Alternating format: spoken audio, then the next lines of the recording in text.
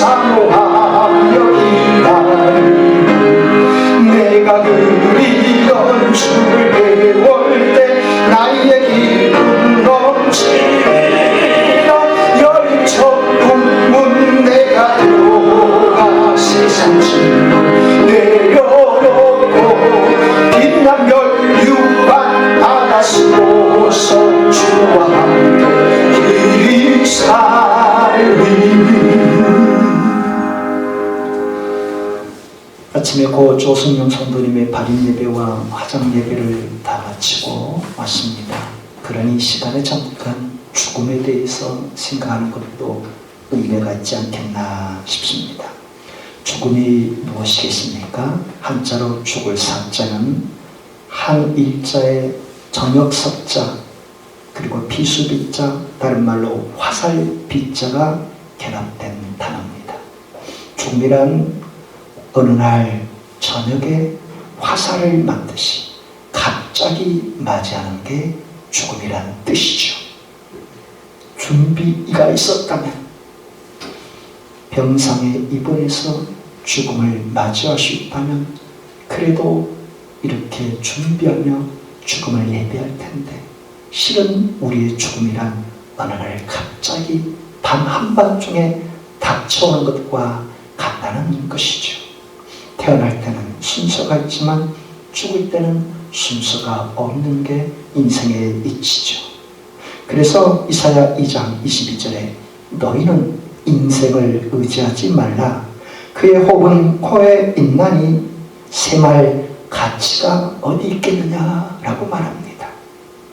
우리의 코끝에 호흡을 거두어 가시는 그분이 인생의 주관자이시니 떵떵거리고 자랑할 필요가 없다는 것 아니겠습니까? 하루하루 산다는 것은 실은 하루하루 죽었다는 걸 뜻합니다. 2021년 12월달, 야 12월달 다 됐네 하고 말하지만 12월달까지 또 죽어왔네 하는 게 더 정확한 말 아니겠습니까? 초등학생은 한 살을 더 먹으면 고학년에 올라간다고 좋아할지 모르고, 고등학교 3학년 학생은 이제 그 지긋지긋한 고등학생 생활을 청산할 수 있다면서 자유다 하며 좋아할지 모르겠습니다.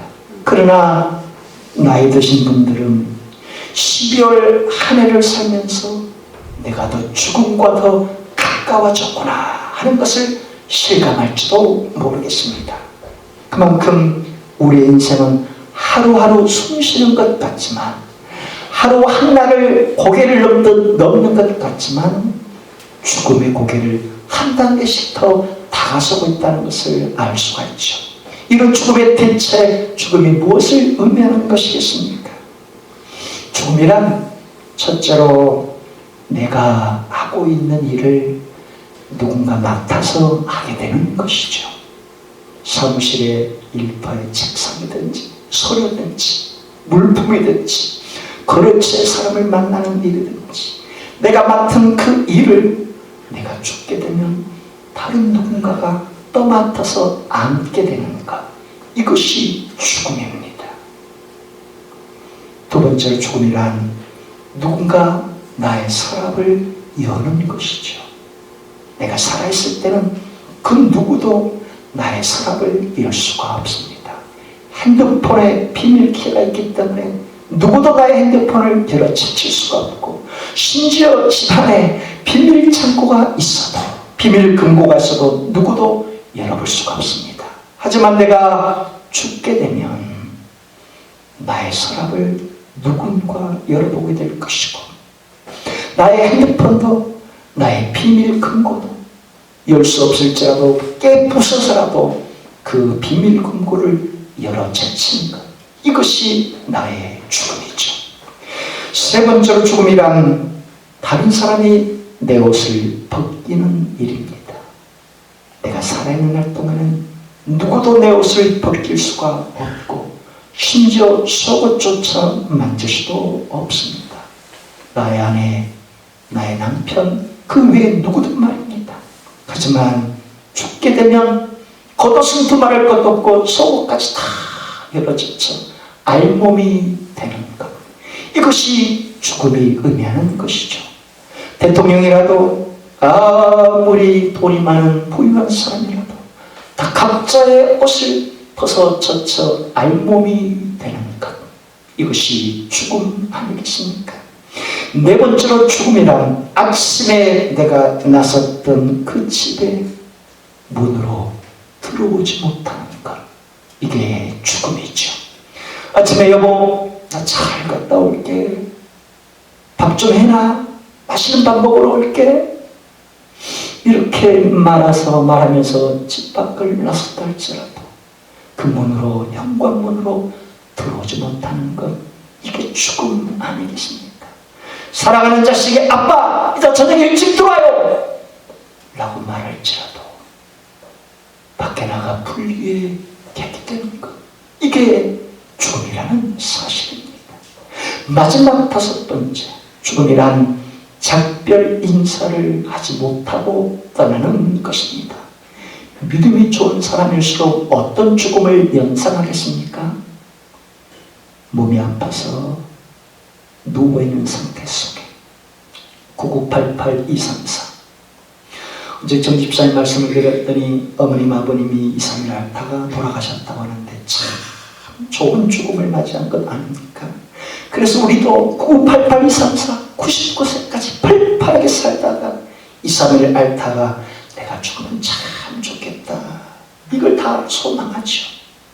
그래서 죽음을 맞이한 그날 자식들 다 불러, 얘들아 이제 내가 떠날 날이 된 것 같다, 떠날 시간이 코앞에 온 것 같다, 내가 좋아하는 성경 구절을 읽어다오, 그리고 내가 좋아하는 찬송가를 불러다오, 다 보이면 이제 차릴 거라, 내가 먼저 간다, 나중에 너희를 때가 되면 오라, 이런 좋은 계획, 좋은 생각을 품지만 이런 죽음을 맞이하는 경우는 1%도 실은 안 된다는 사실입니다.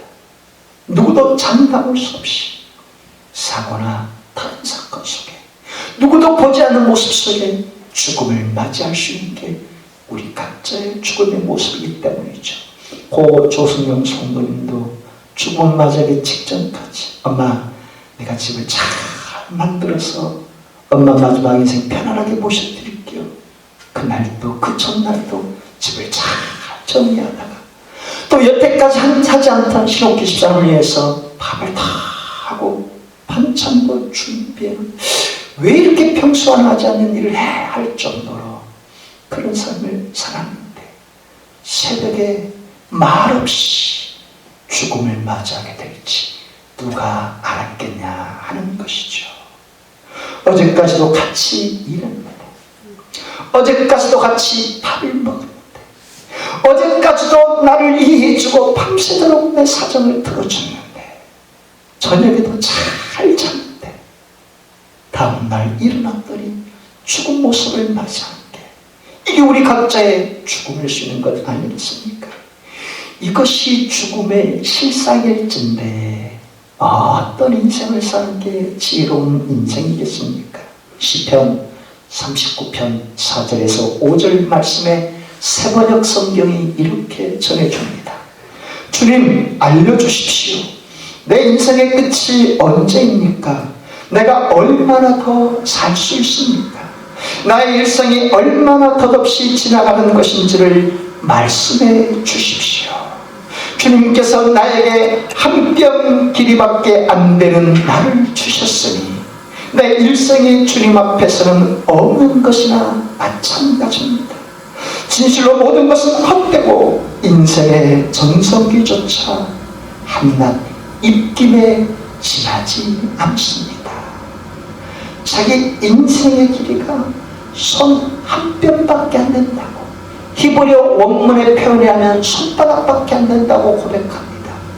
죄의 정성이 아주 잘 나가는 인생의 일자라고 하나님이 그 입김을 훅 풀어버리시며 코끝에 호흡을 거두가시면 하나님 앞에 서야 할 그토록 연약하고 짧은 인생이라는 사실이죠. 영원할 끝까지 이 땅에서 떵떵거리는 사람이랄지라도 지혜와 부귀를 누리며 사는 사람일지라도 한순간 사라질 수밖에 없는 게 인간의 목숨이라는 뜻이죠. 그렇게 우리가 하나님 앞에 설날을 바라보며 어떻게 사는 게 지혜로운 인생이겠습니까? 내 생명의 연수가 얼마일지 모르기 때문에 나의 주인 대신 내 하나님 아버지와 함께 교제할 수 있는, 내 심령 속에 그런 교제의 방, 하나님을 모시는 심령의 방을 내가 두고 사는 것. 더 나아가 내 이웃을 향해 나보다 더 연약한 자, 나보다 더 가난하고 힘들게 사는 자들이 있다면 그들을 위해 내 손길을 펼쳐볼 수 있는, 내 긍휼의 마음을 내비칠 수 있는 그런 마음의 방을 모시고 열어 제치며 살아가는 이 삶이 지혜로운 인생의 삶 아니겠습니까? 그래 하나님 앞에 섰을 때 너 정말 나와 교제하며 내 뜻에 순종하며 살아왔구나. 또 정말 네 이웃들에게 사랑과 선행과 구제와 나눔과 베품의 삶을 살아왔다. 내가 원하는 바를 네가 살았다 하면서 하나님이 기뻐하시면서 우리를 아빠의 아들로, 아빠의 딸로 맞아 주실 것을 말합니다. 할렐루야. 오늘 본문을 통해 주님께서 우리에게 말씀하시고자 하신 메시지가 바로 그것입니다. 옥타비아누스가 악티움 해전에서 승리를 거두었을 때 로마의 원로원들로부터 존엄자라는 아우구스투스란 호칭을 선사받았습니다. 오늘 본문에 기록되어 있는 아우구스토가 바로 옥타비아누스, 아우구스투스를 가리키는 사람인데, 그가 황제로 등극하고 아우구스투스로 등극한 이후에 온 천하에 호정령을 내렸습니다. 그 이유가 무엇인지 우리는 알고 있지요. 인두세, 사람의 머리에 대한 세금을 먹이는 것, 로마의 세금을 거둬들이기 위한 목적이요. 또 다른 하나가 있다면 로마의 군대를 징집하기 위한 방편이었습니다. 그 목적을 위해 로마가 다스리는 전국에 호정령을 내렸고 사람들이 이구동성으로 각자의 고향을 향해 찾아갔던 것이죠. 그때 마리아와 요셉과 만삭의 아내였던 마리아도 그 호적을 하기 위해 갈릴리 나사렛에서부터 직선거리로 160km 달하는 베들레헴을 향해 올라갔던 것이죠. 베들레헴은 당시에 해발 890m, 모포 유달산보다 4배 더 높은 곳에 위치한 고산지대였던 바, 갈릴리 나사렛에서부터 그 베들레헴 향해 가려면 계속해서 오르막길을 향할 수밖에 없는 길이었습니다. 성인 남자가 하루 20km씩을 걷는다면 8일에 도착할 수는 거르지만 만삭의 아내인 마리아와 함께 그 길을 걸어가는 길은 20일, 많게는 한 달 가까이 걸리는 거리였습니다. 그런데 요셉과 만삭의 아내 마리아가 왜 굳이 그 몸을 이끌고 베들레헴 땅을 향해 찾아갔던 것이겠습니까?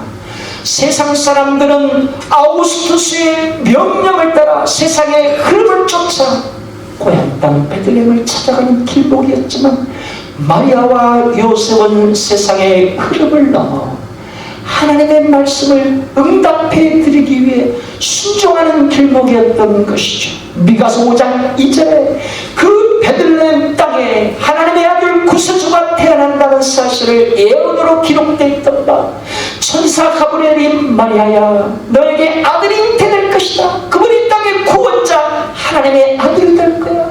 이 계시를 받았던 마리아였기에 만삭의 몸을 이끌고 가는 길이 피곤하고 지치고 고달픈 길이었지만 그럼에도 불구하고 그 길을 나섰던 것은 그 베들레헴 땅에 아기 예수의 탄생을 알린 언약의 말씀을 응답해 드리기 위한 것이었다는 점입니다. 세상 사람들은 목적하는 바가 세상을 위해 나가는 길목이었지만 요셉과 마리아는 그 지향점이 하나님의 본향 천국 언약의 말씀을 성취해드리기 위한 차원이 있다는 것이죠. 그 말씀과 관련하여 우리의 심령 속에 새길 만한 게 무엇이었습니까? 내가 세상 사람들과 어울려 살아가지만 나의 지향점은 어디에 두고 있는가 하는 것 아닙니까? 내가 세상의 동료와 선후배들과 아는 사람들과 함께 일을 하고 있지만 너잖아 나를 부르실 그곳 천국을 향해 내가 목적을 두고 살고 있는가 하는 점 말입니다. 똑같이 세상 흐름을 쫓는 것처럼 보이지만, 똑같이 두 사람이 맷돌을 갈고 있지만, 똑같이 두 사람이 밭을 갈고 있지만, 한 사람은 데려감을 당할 것이라 바로 그날을 준비하며 살고 있는가 하는 말이죠. 요셉과 마리아가 세상 사람들처럼 똑같이 베들레헴 땅을 향해 나아갔지만 그 부부는 하나님의 언약의 말씀을 붙잡고 영적인 모양 천국을 향해 나아갔던 걸음걸이였던 것이죠.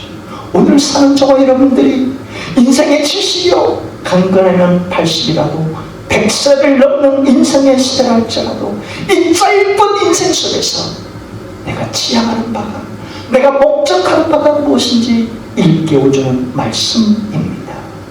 오늘 본문은 그 이후의 상황을 정해주는 말씀인데, 본문 6절과 7절 말씀을 다시 한번 같이 읽겠습니다. 꺼주십시오. 6절과 7절 말씀입니다. 아멘. 거기 있을 그때 해산할 날이 차서 첫 아들을 낳아 강보로 싸서 구유에 누였으니 이는 요관에 있을 곳이 없음이라라.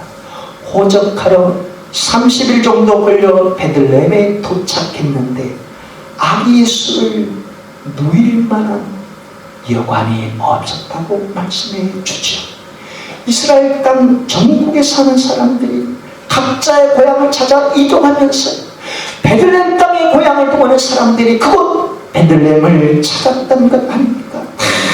줄지어 오고 오는 그 길목인데 이제 다음 날이면 호적을 하고 호적창에 줄을 서서 기다릴 게 뻔하고 수많은 사람이 먼저 온 사람들이 여관방을 다 차지했기 때문에 마리아와 요셉은 뒤늦게 와서 여관방이 없었다는 것인가, 이런 생각을 할 수가 있죠.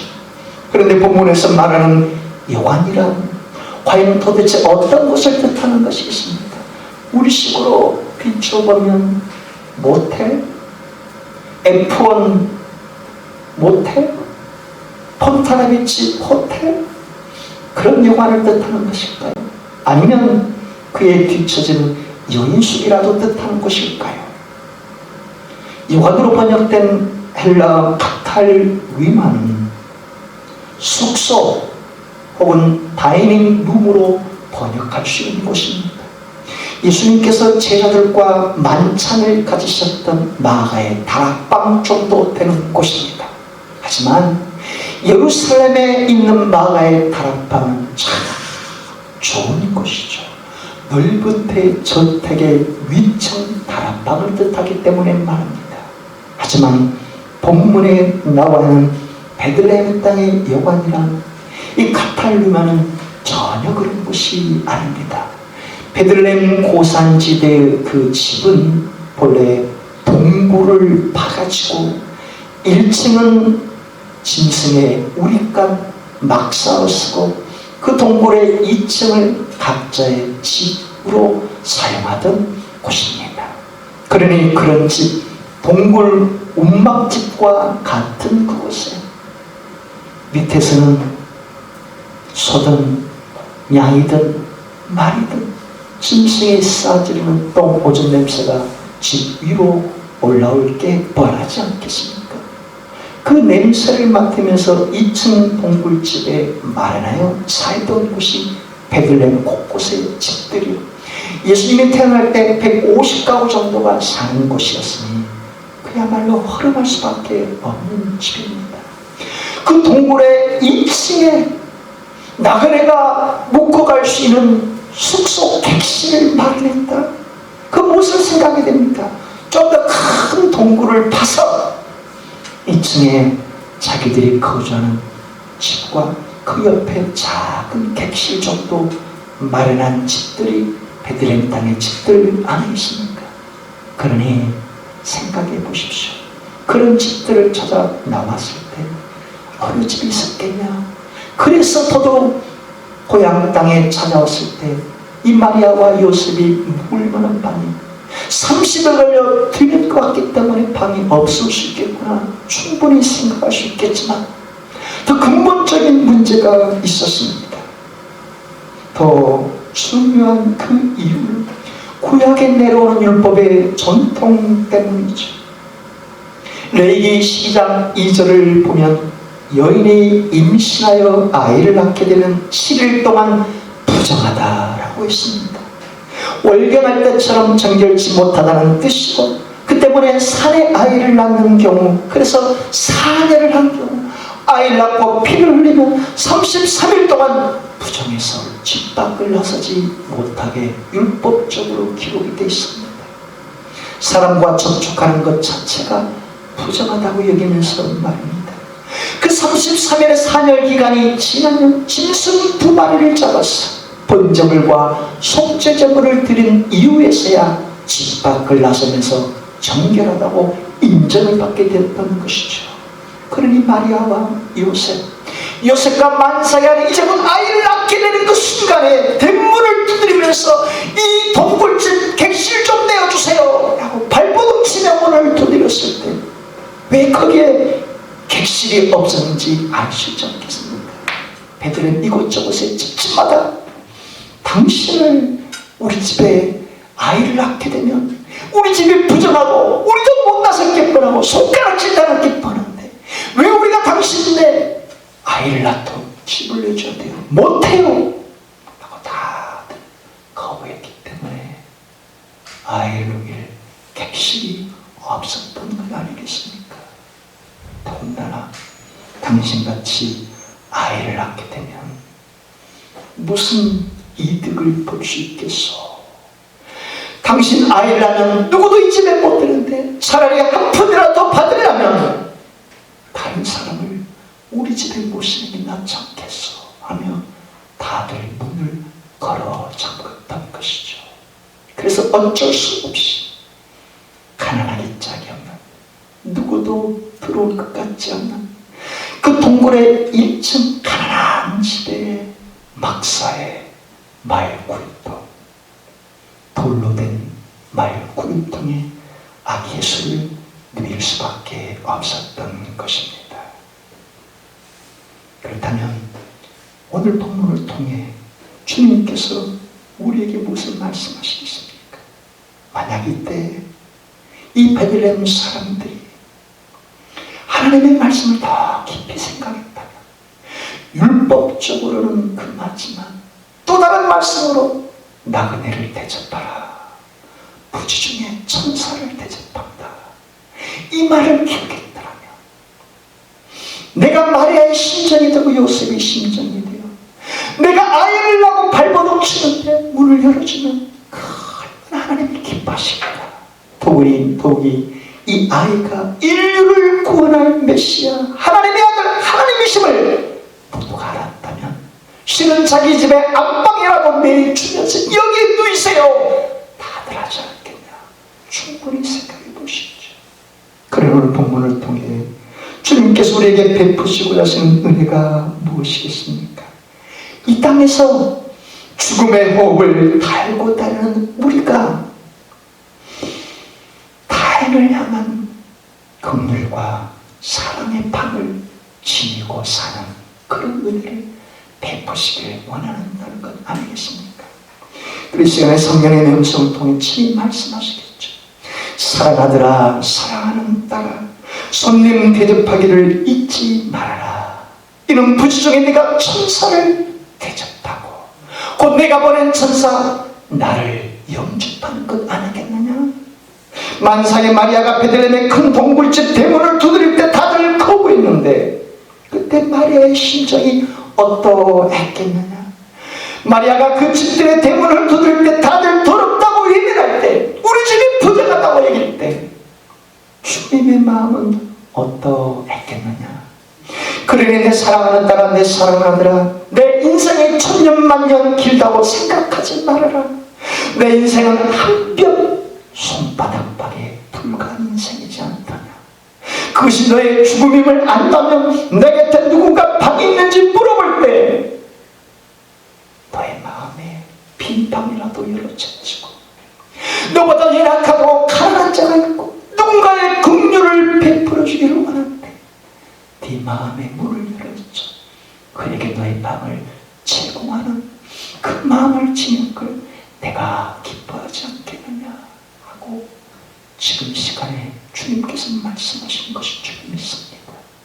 사무총회를 하면서 예산을 하나 세웠던 게 우리 지방에 우리 교회보다 더 힘든 교회를 향해, 두곡 교회를 향해 작은 선교의 손길을 내보내려고 하는 것도 바로 그런 이유 아니겠습니까?